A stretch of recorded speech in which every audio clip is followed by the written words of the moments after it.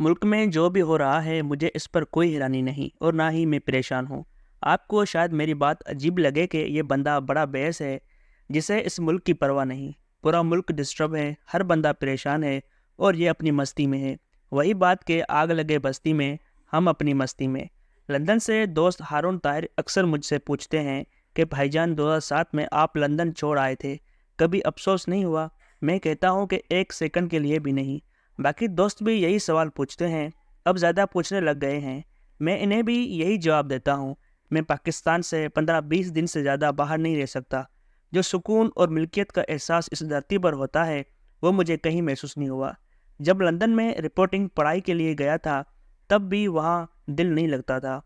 وہ تو بیوی بچے ساتھ تھے، لہٰذا بیزاری اور افسردگی ایک حد سے زیادہ نہیں بڑھی، لیکن جو سکون واپس آ کر ملا وہ بیان سے باہر ہے۔ دوستوں اور اپنے خونی رشتوں سے دور رہنا ایک عذاب محسوس ہوتا تھا۔ اگرچہ لندن میں شعیب بٹل، صفدر عباس زیدی، مظہر بھائی اور دیگر دوستوں کی صحبت میسر تھی، لیکن پھر بھی پاکستان واپس کھینچتا تھا۔ میری واپسی کے اصولی فیصلے سے شعیب اور صفدر بھائی کے چہرے پر پھیلنے والی اداسی آج بھی یاد ہے۔ اب سبھی اس ملک سے مایوس لگتے ہیں، وہ ملک چھوڑ رہے ہیں۔ یہاں سیاستدانوں اور مقتدرہ کے درمیان جو لڑائی جاری ہے اس سے پہلے وہ کبھی نظر نہیں آئی تھی۔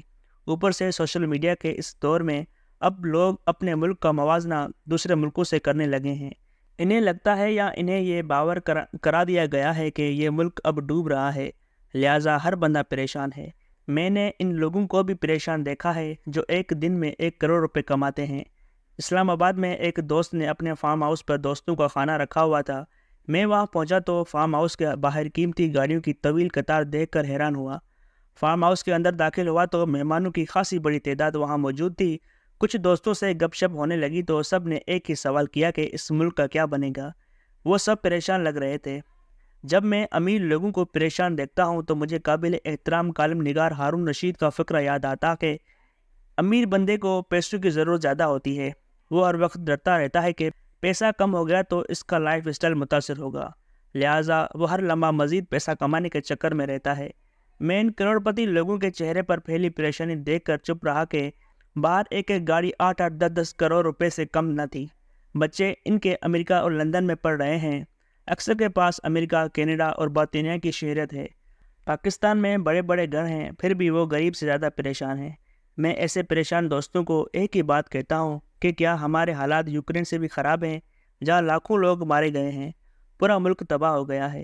ایک ترقی یافتہ ملک جو 2 سال پہلے پوری دنیا کو گندم فراہم کر رہا تھا، اب اس کے شہری اپنے ملک سے بھاگ کر یورپ میں پناہ لے بیٹھے ہیں۔ امریکہ کو دیکھ لیں، وہاں ٹرمپ اپنے ملک کی اسٹیبلشمنٹ کے خلاف لڑ رہا ہے۔ وہاں کی اسٹیبلشمنٹ سمجھتی ہے کہ ٹرمپ کا وائٹ ہاؤس میں واپس آنا ان کے مفادات کے خلاف ہے۔ امریکہ میں اب نفرت بڑھ رہی ہے۔ انڈیا کو دیکھ لیں، وہاں کتنی نفرت پھیل چکی ہے۔ انسانوں کو مذہب کے نام پر مارا جاتا ہے۔ وہاں تو 76 برس سے جمہوریت ہے، وہاں فوج کا کوئی سیاسی کردار نہیں، اور مودی اپنے ملک کے مسلمان شہریوں کو گھس بیٹھے قرار دے رہا ہے۔ نفرت پھیلانے کے باوجود مودی کا ووٹ بینک بڑھ رہا ہے۔ یوں لگتا ہے کہ اس نفرت کے ساتھ مودی تیسری دفعہ وزیر اعظم بن جائے گا۔ یورپ کو دیکھ لیں، وہاں ایشیائی افراد کے خلاف نسلی امتیاز بڑھ رہا ہے۔ یورپینز کا کہنا ہے کہ باہر سے ان کے ملکوں میں آنے والے کچھ عرصہ بعد ان کے لیے خطرہ بن جاتے ہیں۔ اگرچہ ان کی اپنی کم ہوتی آبادی کی وجہ سے انہیں دوسرے ممالک سے لوگوں کو اپنے ہاں بسانے کی ضرورت ہے، لیکن بہت جلد انہیں فیصلہ کرنا ہوگا کہ افرادی قوت کی کمی پوری کرنے کے لیے اوپن بارڈر پالیسی جاری رکھنی ہے یا پھر اپنا معاشرہ اور کلچر بچانا ہے۔ اس لیے اگر پاکستان بحران سے گزر رہا ہے تو تسلی رکھیں، دنیا کا ہر ملک کسی نہ کسی سنگین بحران کا شکار ہے۔ دی اکانومسٹ کی ایک رپورٹ میں پڑھ رہا تھا کہ یورپ کو جہاں یوکرین جنگ نے بہت نقصان پہنچایا ہے، وہیں چین بھی ان کے لیے خطرے کا باعث بنا ہوا ہے، جس کی مصنوعات اب یورپی مارکیٹوں کو فلڈ کرنے والی ہیں۔ بالخصوص الیکٹرک کاروں کی سستی چینی ٹیکنالوجی بہت بڑا خطرہ بن کر ابھر رہی ہے۔ شاید یورپ میں بھی بے روزگاری بڑھ جائے گی۔ یہی خطرات امریکہ کو بھی لاحق ہیں، جو اب یورپی برآمدات پر ٹیکس لگانے کا سوچ رہا ہے۔ ہر پاکستانی چاہتا ہے کہ ہمارا ملک ترقی کرے، مگر یہ کیسے ممکن ہوگا؟ ہمارا کوئی سیاستدان صبح 9 سے شام 5 بجے تک نوکری نہیں کرتا۔ اس نے تنخواہ سے اپنا گھر نہیں چلانا، اس سے اپنے بچوں کی فیس کی فکر نہیں ہے، اس نے گھر کی بجلی یا گیس کا بل نہیں دینا، اس نے پیٹرول ڈیزل گاڑیوں میں نہیں ڈلوانا۔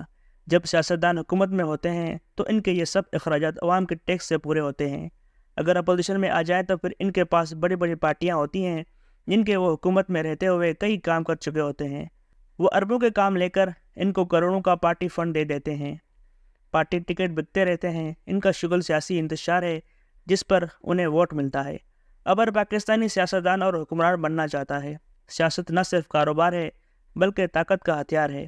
یہی وجہ ہے لوگ مریں گے، جلیں گے، جیلوں میں جائیں گے، لیکن طاقت کے کھیل سے پیچھے نہیں ہٹیں گے۔ حالیہ الیکشن ہی دیکھ لیں جس میں پارٹی ٹکٹ کا معیار قابلیت یا ایمانداری نہیں تھا بلکہ ہر کوئی یہ گنوا رہا تھا کہ اس نے کتنے دن پولیس کی مار کھائی یا جیل میں رہا۔ آپ نوٹ کریں، ہر ورکر یہی کہے گا کہ اس نے پولیس کی مار کھائی ہے، لہٰذا اس کا حق ہے کہ اسے الیکشن ٹکٹ ملے۔ یہی معیار پیپلز پارٹی کا تھا کہ ضیاء الحق دور میں کس نے شاہی قلعہ بھگتا یا کوڑے کھائے۔ پرویز مشرف دور میں نواز شریف کے ورکرز بھی اپنا CV جیل قید کو قرار دے دیتے تھے۔ اب عمران خان کی پارٹی کے ورکرز بھی پولیس سرٹیفکیٹ لے کر پھرتے ہیں۔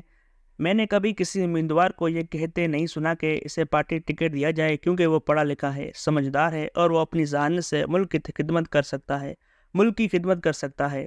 سب پارٹی لیڈر سے وفاداری کے قصے سنائیں گے، کبھی نہیں بتائیں گے کہ پارٹی یا لیڈر سے وفاداری سے ہٹ کر ان کی قابلیت یا معاشرے کے لیے خدمات ہیں۔ ملک مختلف گروہوں اور جتھوں میں تقسیم ہو چکا ہے۔